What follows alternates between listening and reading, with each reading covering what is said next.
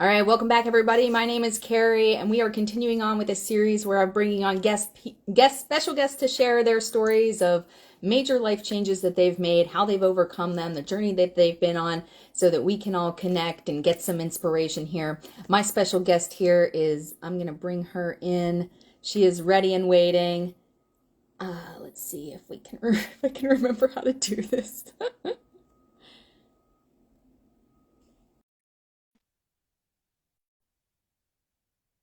All right, here we go. Hey, Hi, Tonya. Welcome, welcome. I'm so excited to have you on here.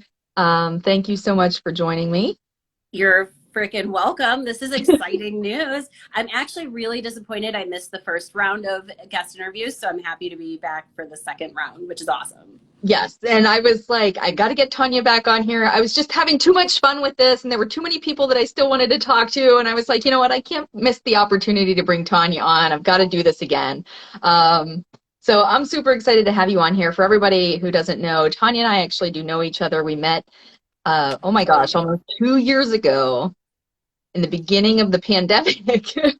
Through our coach certification program, and it's Uh-huh. been a journey. I've been watching her journey. She's been watching mine. So I know just in the 2 years that we've known each other, there's been a lot happening. But I'm really excited to bring you on and talk to you today. So, Tonya, I want to first have you just introduce yourself. Let us know who we're talking with here today. Oh man, okay. So I'm gonna throw it out there, right? So I'm Tonya MF Williams. If you don't know what that stands for, just Google it. It's some curse words. Not sure if we can throw that out there on Instagram Live. So that came from a whole spiel back in my previous career as a sexual health advocate and consultant. And so it's a whole fun story behind there. But I'm Tonya Williams, and I have been coaching really, quite frankly, my entire life. But I decided to take it to the next level during the pandemic. We went through coaches training together, got certified in that, still in the process of credentialing with the International Coach Federation. So, a quick rundown. I was married before I graduated high school. My then husband joined the Army and was deployed for 2 tours to Iraq during the height of the Iraq War. I had my daughter before my 21st birthday, and then I spent a couple years in school and became a police officer with the city of East Lansing in Michigan. And then from there, I became a consultant in the sexual health space. And then from there, I was like, it's time to be a coach. Let's do this because this is really, really what I'm great at and what I love doing. So that's the quick, down and dirty version of my background. Okay. And even though I know and I've heard most of that before, I'm still just like, it's incredible when we look at our lives and we like summarize them. Yeah. Sometimes we're like, wow, I really did all of that. Yes. Yeah. Um, I think so, about so, that. so tell us here, what is the journey that you're going to take us on here today? What's the major life change that you're going to be talking to us about? Man, okay, God, which one do we want to talk about? There have been so many.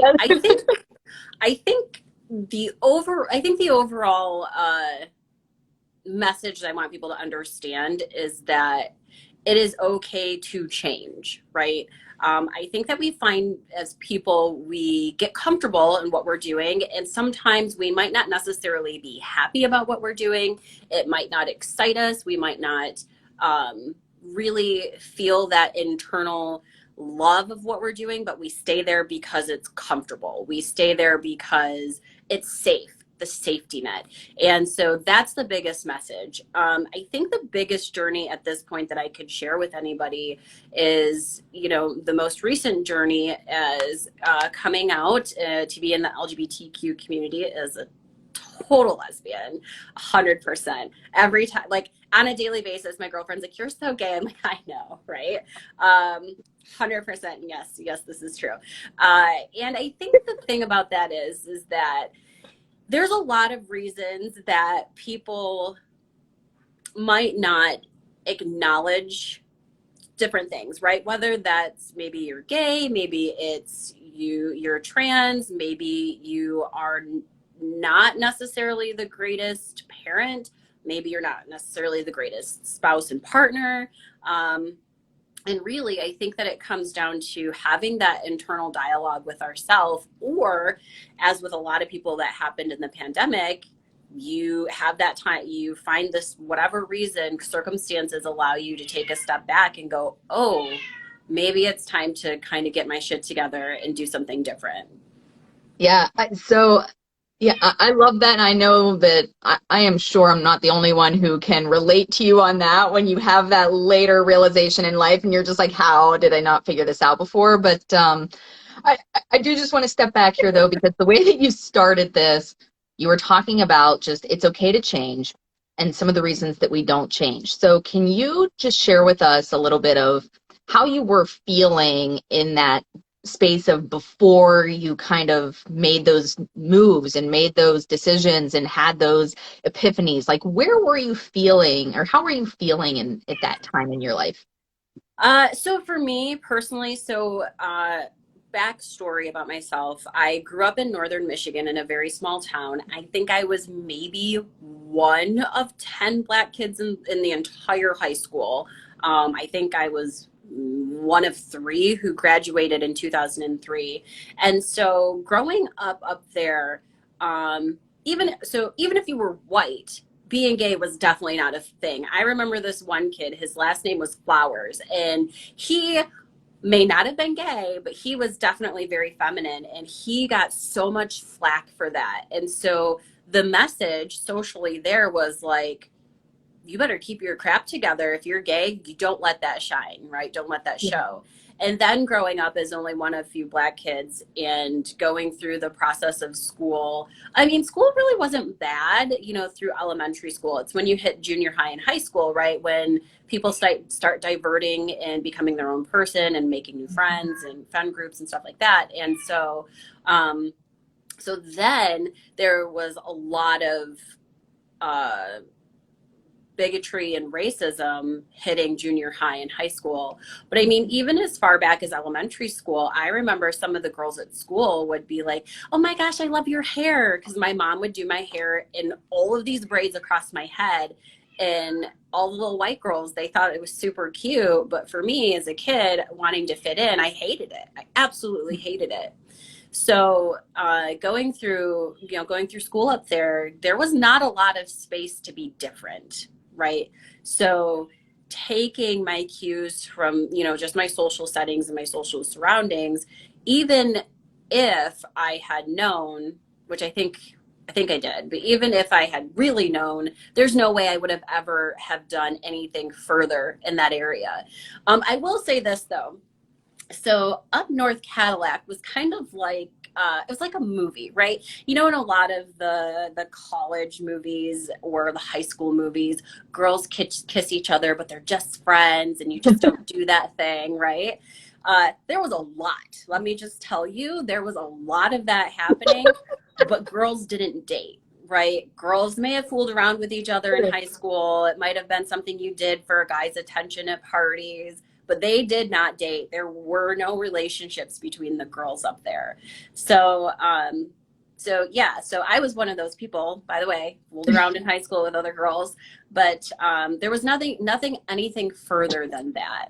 Yeah. So, it was definitely difficult to recognize that this was really something that was part of who I was as a person, right? Yeah, and I want to just draw attention to something that you said about how you were getting attention from these other little girls who were complimenting your hairstyle, and you were really uncomfortable about that Yeah. because it was what was different about you, and you just wanted to fit in. And I think that that's probably something that so many people can relate to, in that when we're younger, we don't embrace our individuality. We don't embrace that's what's different about us, even if we're being praised for it, because it's still kind of an attention and we're not used to that. We don't necessarily like that. And as you mentioned too, you hit those middle school, high school days. And Yeah. this is where the judgment starts to maybe creep into that too. But even just at a young age, you were able to identify that you were different and it made you uncomfortable. Yeah. 100%. And how has that changed, or has it changed since then? I will tell you. So I think this is one of the reasons why I really love being in the coaching space because it takes a significant amount.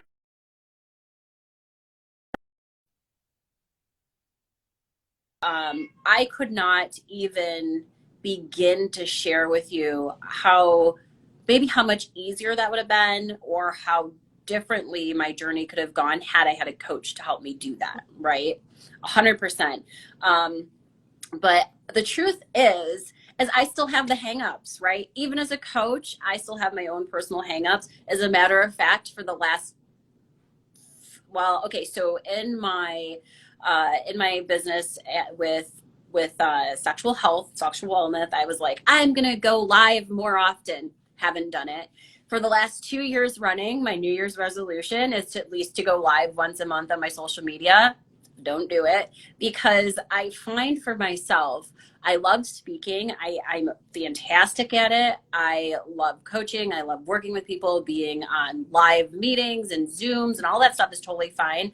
But to have that one singular focus on myself with no interaction from anybody else and just talking to whoever may be out there, I find it very difficult and very uncomfortable. So yes, I still have my own hangups, and yes, I'll still let them whittle their way into some of my business, but again, still a work in progress. So I think, and also, truthfully, I don't really think that is something we'll ever get rid of, right? Like, I think, um, as humans, we tend to be shitty sometimes, right? Not because we want to be hurtful people, but because we're human beings and we can't be perfect all the time. And so I know this is an area I need to work on. And I do what I do here and there with it. It hasn't been something I fully committed about. It is something, I will tell you this though, it is something I have actually started working on with my therapist.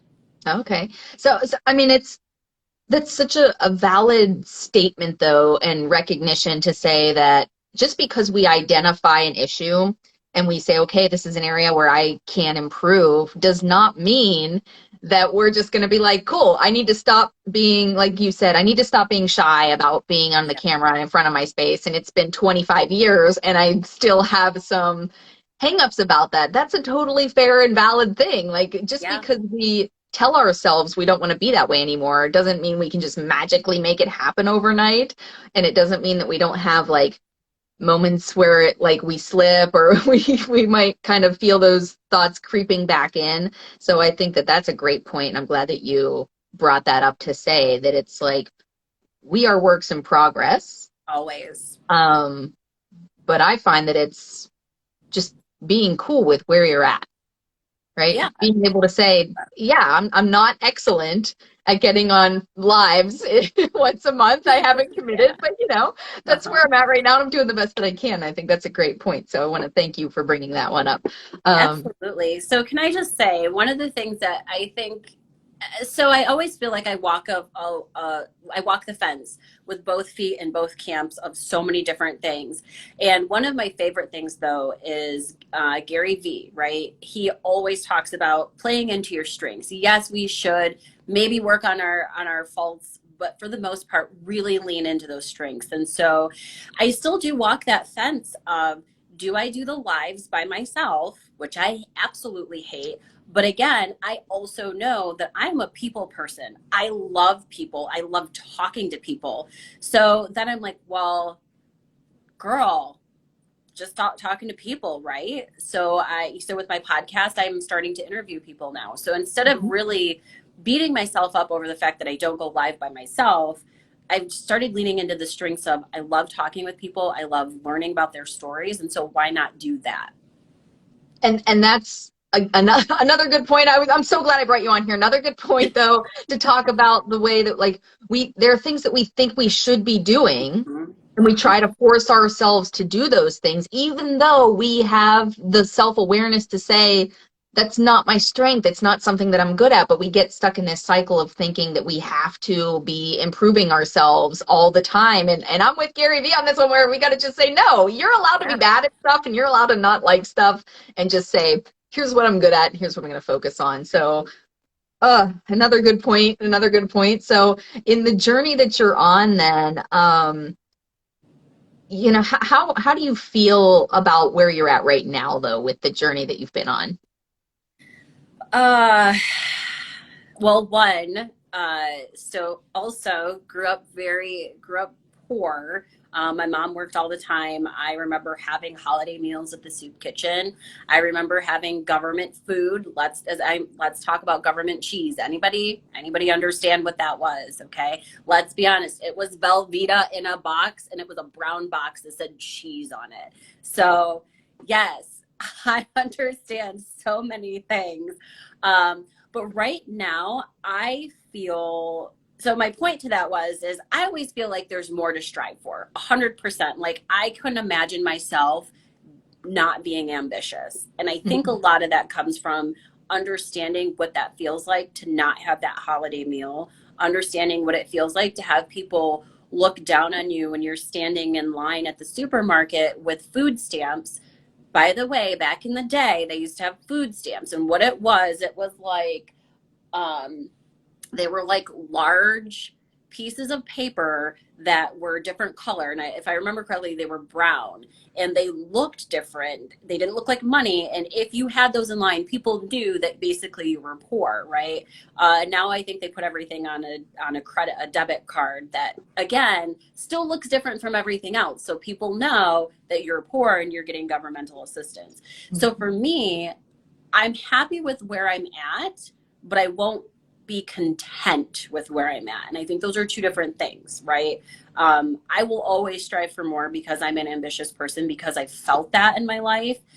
So I'm happy with where I'm at. I know that the progress I've made has been great. I know that I'm on the right path when it comes to my purpose in life, but I'm not content by any means. I love that so, so much because it might sound like people are probably going, what the heck is she talking about? Happy and content are the same thing, but I'm with you, right? Like they are not the same thing. You can be happy and Yep. loving your life and Yep. good with where you're at on your journey, but not like content with it, as you said, where you still want more. There's still Yeah. more that you want to strive towards, that you're not just putting the brakes on and saying, okay, parking here, I made it to where I was trying to get to, Thank you. and now Thank I'm you. done.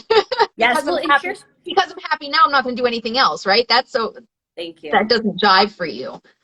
Yeah, well, and that's the thing too. If we think about it in that context, flip it. I know people who are content who are not happy, right? Mm-hmm. I think that contentment is you no longer want to strive. You no longer want to push the boundaries. You no longer want to push yourself as a person or whatever that may mean for you.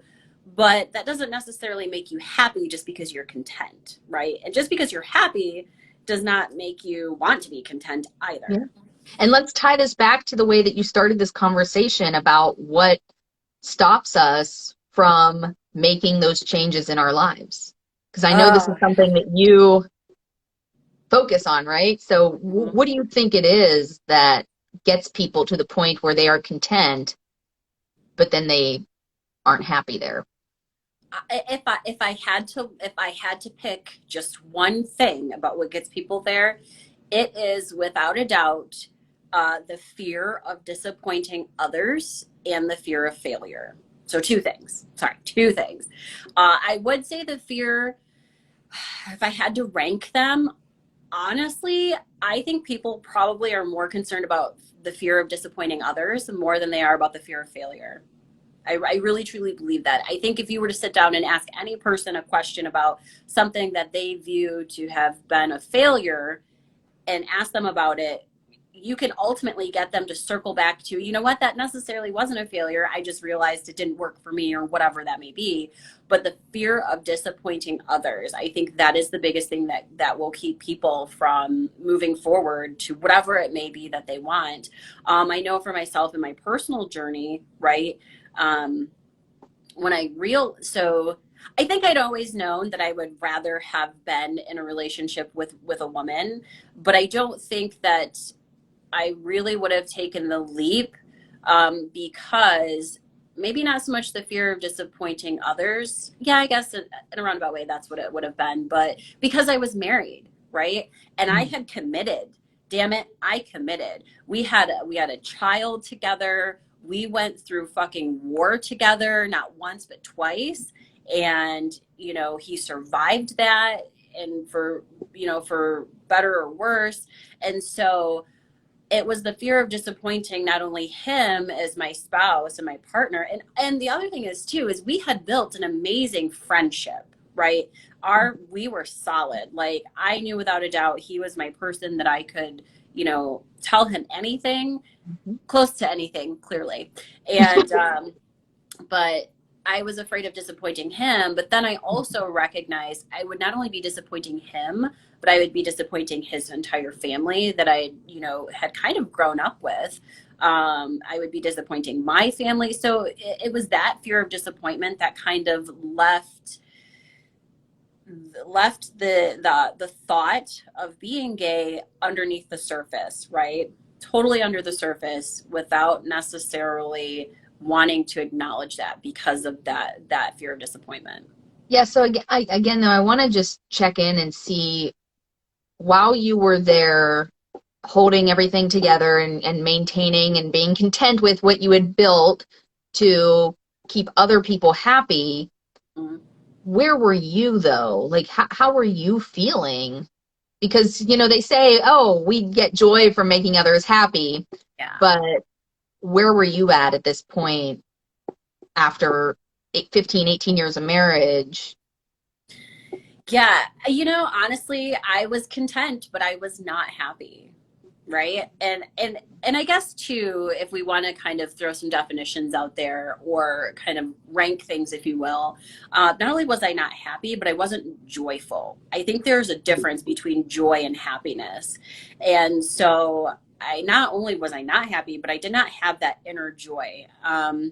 And the other thing I think that's really important, and I am a total believer in this, that if you were to look back at my photos through any of my social media, especially on Facebook more, you could tell, right? Like, if you look at pictures of people, sometimes you can see it.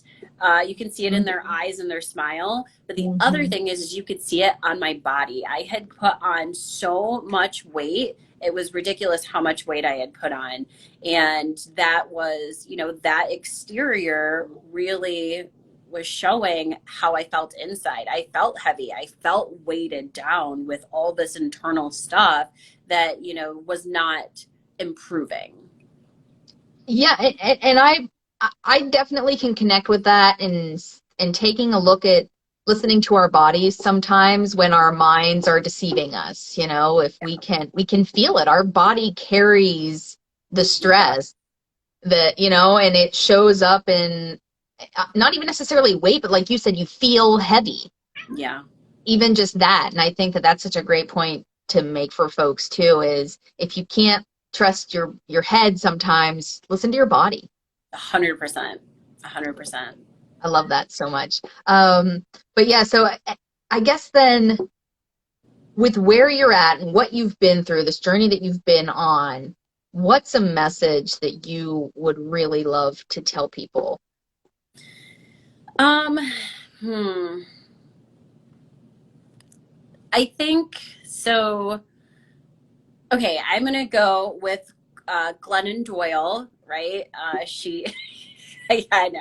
All right, so I'm gonna go with her. You and I are going to have to write books so we can quote from each other from now.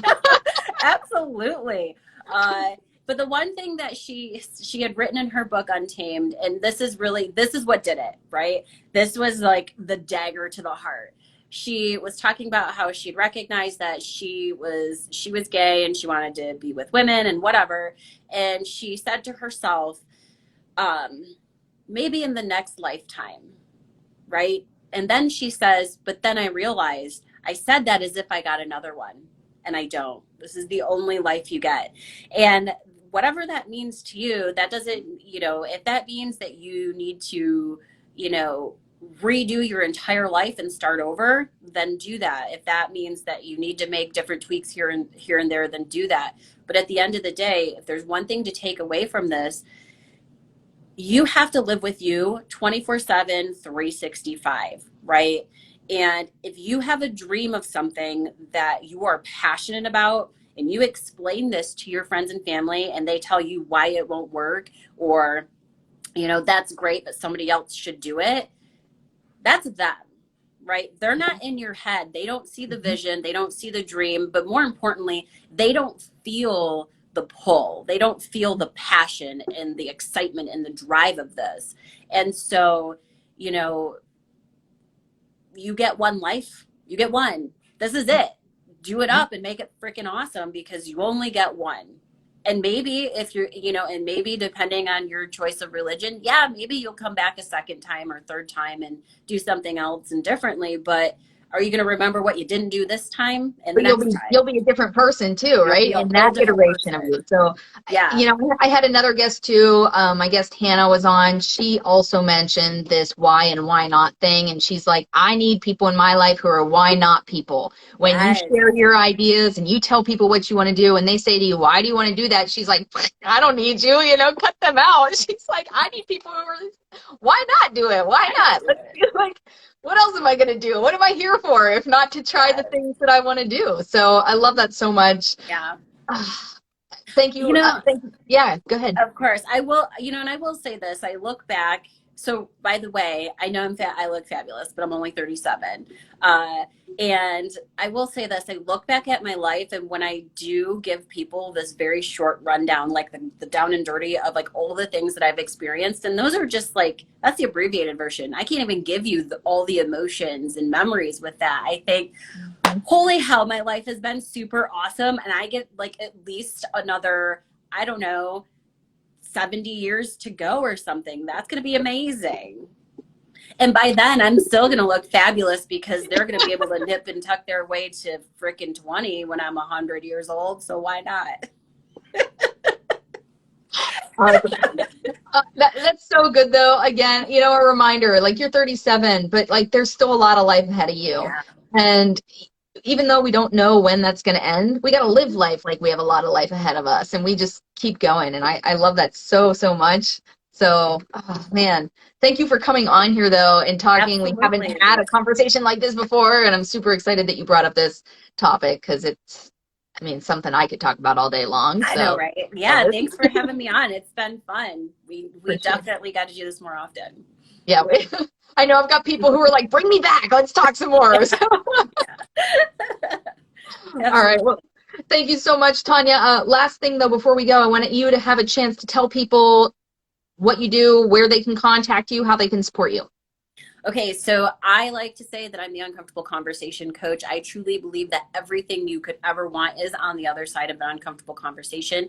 Also, it is a skill set. It can be improved upon. So I do workshops on this and various other things. If you'd like to reach out to me, you can find my Instagram at being Tonya Williams, or you can find me on Facebook, Tonya Williams, or you can reach me at actioncouragepurpose.com.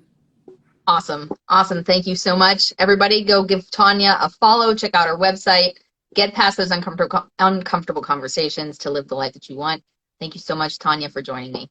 Absolutely. All right, See ya. bye.